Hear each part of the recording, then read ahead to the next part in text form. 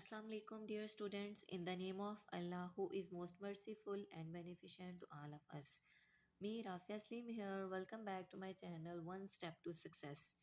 Dear students, आपको slide पे नीचे व्हाट्सएप नंबर नज़र आ रहा होगा। आप इस नंबर के ऊपर टेक्स्ट करके मेरे व्हाट्सएप ग्रुप के अंदर ज्वाइन हो सकते हैं कि जिसके थ्रू आपको मज़ीद वीडियो लेक्चर्स इससे रिलेटेड जितने भी ऑलरेडी रिकॉर्ड हो चुके हैं वो भी आपको मिल जाएंगे। और डियर स्टूडेंट, जैसा कि आपको पता है कि इस चैनल के थ्रू आपको अल्लामा इकबाल ओपन यूनिवर्सिटी की तरफ से जो बीएड, एमएड या मास्टर्स एजुकेशन के जितने प्रोग्राम्स हैं उनसे रिलेटेड लेक्चर वीडियोस जो हैं वो मिलते हैं। और हमारी जो लेक्चर की सीरीज़ चल रही है इसमें आज हमारा 13 लेक्चर है, मतलब 13वां लेक्चर है। और हम ये किताब जो है वो अपनी ख़त्म कर चुके हैं, general methods of education in research, जिसका कोर्स कोड है 8604। अब जो है वो हम 8601 8601 जो है वो इसका स्टार्ट किया हुआ है हमने। इस जो बुक है इसके टोटल जो है वो 9 यूनिट्स हैं और ये हमारा फर्स्ट चैप्टर है। और फर्स्ट चैप्टर जो है वो हम इसका स्टार्ट कर रहे हैं और टोटल जो हमारे लेक्चर्स चल रहे हैं उन लेक्चर की सीरीज़ में आज हमारा 13वां लेक्चर है। डियर स्टूडेंट्स, आज के लेक्चर में जब हम लर्निंग स्टार्ट करने लगे हैं कि लर्निंग जो है कि लर्निंग क्या होती है, लर्निंग के बारे में जो है वो आपको आज समझाऊंगी मैं। और डियर स्टूडेंट्स, आपको पता है कि जितने भी इस चैनल पे आपको क्वेश्चंस जो हैं या क्वेश्चंस के आंसर्स या रिलेटेड वीडियोस जितना भी मटेरियल आपको प्रोवाइड किया जाता है ये वही मटेरियल है जो कि अल्लामा इकबाल ओपन यूनिवर्सिटी की तरफ से आपको जो बुक्स पीडीएफ में मिलती हैं, तो ये इन बुक्स का ही मटेरियल है। लेकिन यहाँ पे मटेरियल जो है वो शॉर्ट फॉर्म में मैं लेती हूँ और ताकि आपके लिए जो है वो बहुत ज़्यादा आसानी हो, आपके पढ़ने में जो है वो बहुत ज़्यादा आसानी हो और आपके लिए जो कोई मसला ना हो। और बहुत मुश्किल अगर बात है तो उसको कोशिश करती हूँ कि आसानी से समझाया जा सके ताकि सारे स्टूडेंट्स का फ़ायदा हो जाए। डियर स्टूडेंट्स, हम लर्निंग जो है वो स्टार्ट करते हैं। Learning is very easy and natural process for the small children, but it becomes harder and difficult for the children as they grow older.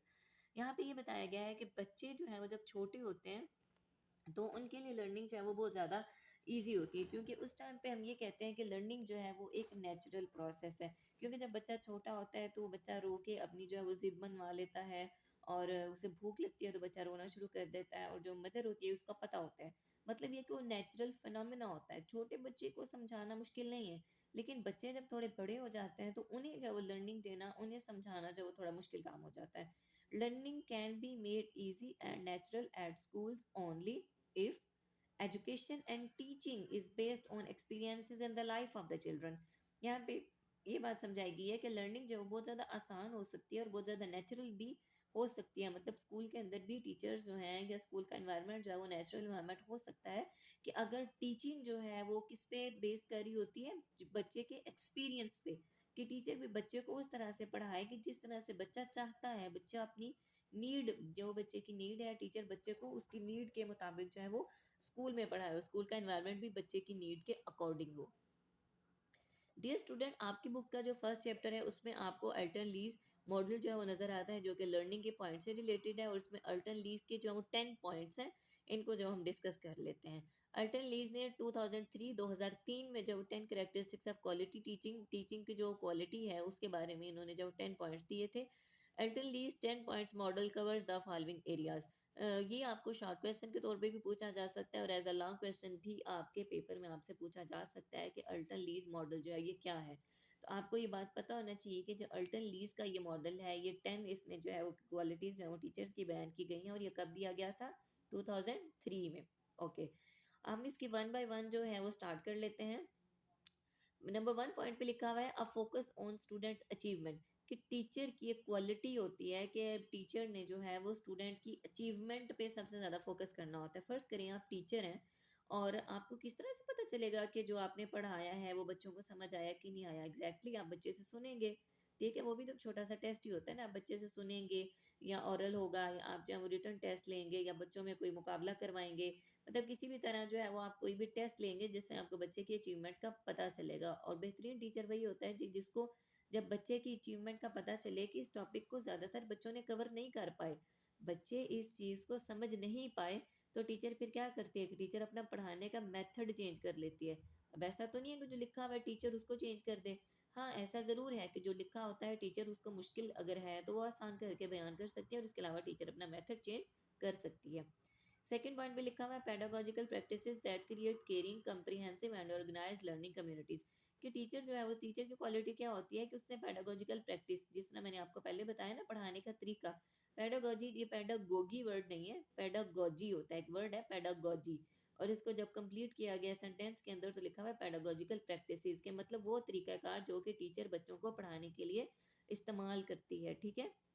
और इसमें क्या होना चाहिए, टीचर जो है वो बच्चे की केयर करे, और उसके बाद जो टीचर जो है वो मेथड पढ़ाना चाह रही है वो कम्प्रीहेंसिव, मतलब कि फुल जो है वो तशरीह की सूरत में टीचर बच्चों को पढ़ाए और ऑर्गेनाइज्ड हो। टीचर बच्चे की अब किस तरह केयर करेगी, टीचर इस तरह से केयर करेगी कि टीचर ने जो भी बात बच्चे को समझानी है वो बच्चे की मेंटल एज के मुताबिक हो। ऐसा ना हो कि आप कोई टॉपिक समझा रहे हो और आपके सामने 2-3 क्लास के बच्चे बैठे हैं और आप टीचर जो है वो यूँ पढ़ा रही है और यूँ इंग्लिश बच्चों के ऊपर झाड़ रही हैं कि जैसे जो है वो 7-8 क्लास के बच्चे बैठे हैं, तो उन्हें क्या समझ आएगी।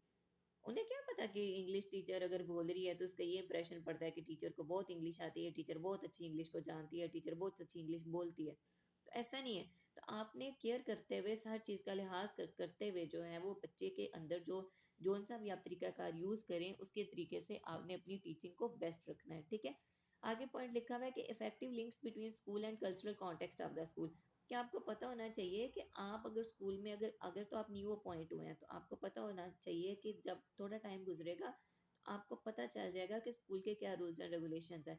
अगर आप बच्चे को कोई एक्टिविटी के थ्रू पढ़ाना चाह रहे हैं, कोई डिस्कशन मेथड के थ्रू डिस्कशन करवाना चाह रहे हैं, कोई ग्रुप डिस्कशन करवाना चाह रहे हैं, तो आपको ये पता होना चाहिए कि आपने क्लास के अंदर अगर कोई भी एक्टिविटी करवानी है तो स्कूल के कल्चर को वो कोड करती है कि नहीं करती, मतलब स्कूल के कल्चर के मुताबिक है या नहीं है, ठीक है।